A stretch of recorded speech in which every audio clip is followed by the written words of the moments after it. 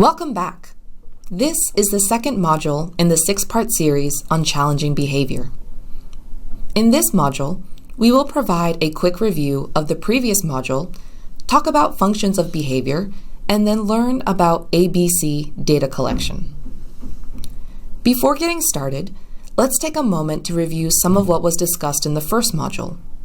In the first module, we talked about applied behavior analysis, or ABA, a scientific approach with strategies that are used for understanding and changing behavior. Using ABA principles can help reduce or increase specific behaviors. In the first module, we defined behavior as essentially everything we do or say, and clarified that our focus is primarily on behaviors that are learned, such as talking or having a tantrum. We also mentioned that behaviors increase, decrease, or are extinguished depending on the consequences that follow them. Finally, we introduced the idea that all behavior tells us something and have at least one particular reason or a function.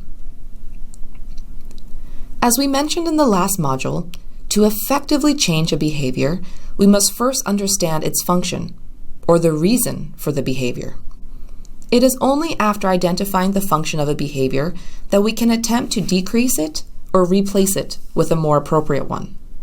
In general, people engage in behavior to either get something or get away from or avoid something.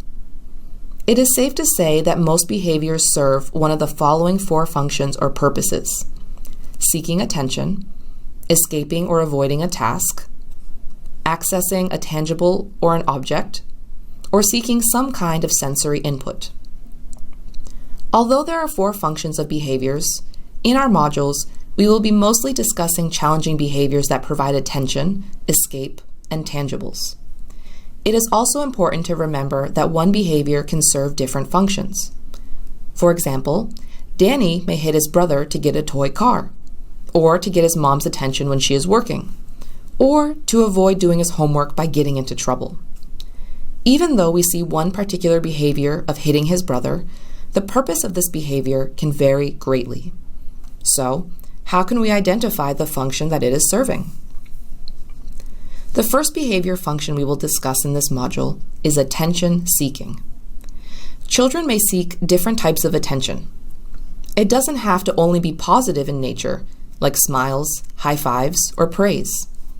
Sometimes, attention can be negative in nature, like scolding, but still reinforces the child's challenging behavior. Attention-seeking behaviors can also be reinforced by anyone in the child's environment, including parents, teachers, peers, and bystanders. For example, grandma might provide lots of attention to Danny when he hits his brother, even though mom and dad don't react to it. In another example, Ginny's friends might give her lots of attention when she throws a tantrum during circle time, even though her teacher may choose to ignore it. In these scenarios, the behavior is reinforced socially when a behavior serves the function of attention, and either positive or negative attention can reinforce a behavior. For example, a child may make loud noises during mealtime because the parent consistently yells at him to stop. Without the loud noises, the parent doesn't normally talk with or pay attention to the child during mealtime. So, the child behaves this way because it makes the parent yell at him. This behavior gets him lots of attention. Another example could be when a child runs around during bedtime and the dad chases him to dress him. This child runs around during bedtime because it's fun and because it consistently sparks the same response from his dad. The dad gives him attention by chasing him. Let's look at a short video example of an attention-seeking behavior. Notice how the child only throws himself down when he sees an adult and is quiet when he can't see any adults.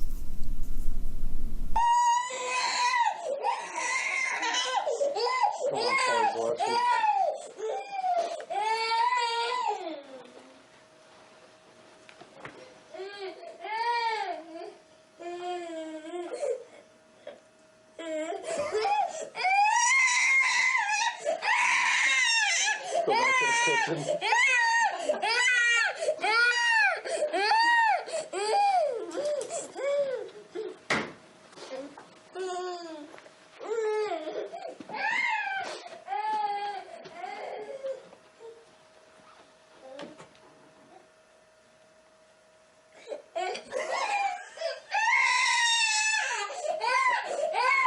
can live it, man.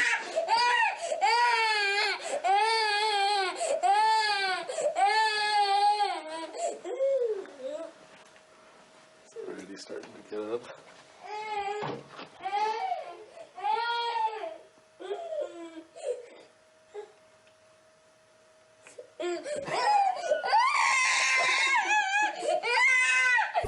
Another common function of behavior is escaping or avoiding a task. When a child uses a challenging behavior to escape an activity, they may find the task to be difficult, boring, or just not fun, and engage in a challenging behavior to get out of that activity that they don't want. For example, Nancy will attempt to do her homework at first, but will run off or ask for frequent bathroom breaks to get out of doing her homework because it is difficult for her or she doesn't want to do it.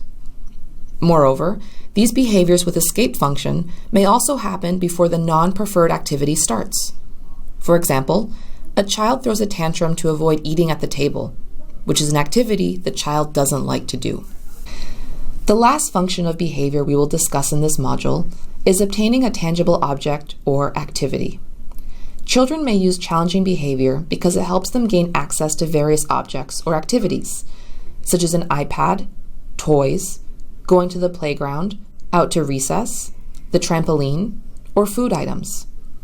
An example of this would be a child throwing a tantrum at the checkout lane in a grocery store to make the parent buy them candy, or a child grabs a toy from a peer without asking, or even a spouse nagging until their partner does what they want.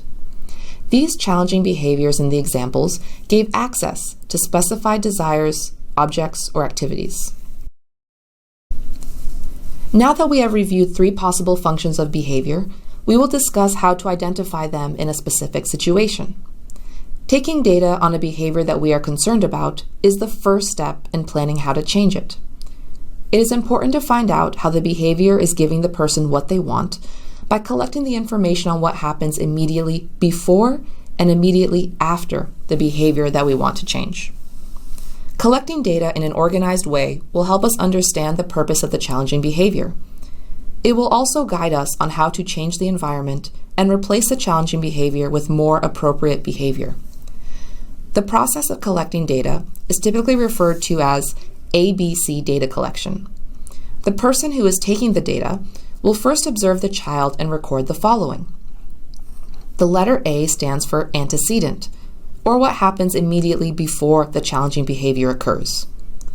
The letter B stands for behavior, and we record exactly what the behavior looks like. It's important to use action words to accurately describe the behavior so that everyone can understand. Finally, the letter C stands for consequence, and we record what happens immediately after the behavior. After we collect this ABC data in a few similar situations, 3 to 5 times, we can then make a good, educated guess on what the function or purpose of the behavior is, and what is maintaining it and helping it stay. Continue and repeat. Here's an example of ABC data. You choose one behavior you want to change, and then collect data by writing down what you observe multiple times when the behavior happens. Let's look at some examples. In the first example, what happened before the behavior, or the antecedent, was that Dad gave the child some chores to do, and the behavior was the child running away from him. As a result of the child's behavior, or the consequence, the dad did not follow through and did the chores himself. Running away helped the child avoid an activity that he did not want to do. Escaping worked. With enough data, we would be able to identify the function of the child's behavior of running away as escape. The child ran away in response to the father's demand of doing chores, and eventually the child didn't have to do the chores.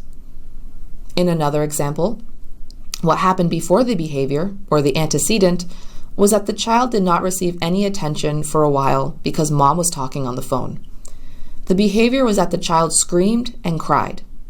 The consequence was the mom telling him to stop and gave lots of attention to the child when he screamed.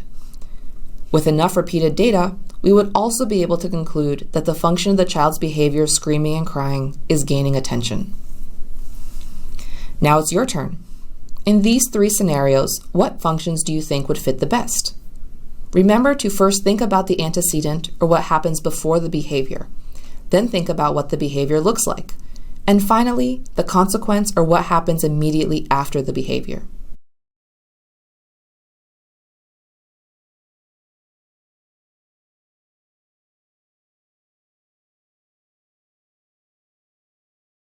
In the first scenario, the first function is escape avoidance because the child engaged in the behavior to get out of what her mom told her to do. In the second scenario, the function would be seeking attention because the child engaged in the behavior to get the dad's attention. Lastly, in the third scenario, the function is obtaining a tangible object because it is obvious that the child engaged in the behavior to get her iPad back. Remember, in these cases, we used one series of data, but it is important to have a few situations with ABC data to best determine a behavior's function. In addition, note that the child's challenging behavior looks the same across 3 scenarios. However, depending on the antecedent and the consequences, the functions may be different, even though the behavior looks and feels the same. In this module, we focused on defining the different functions of behavior, mainly attention seeking, escape avoidance, and obtaining tangible objects or activities. We learned how to take data to identify the functions of a target behavior, which is an essential first step for planning our interventions. In the next module, we will discuss the process of behavior change.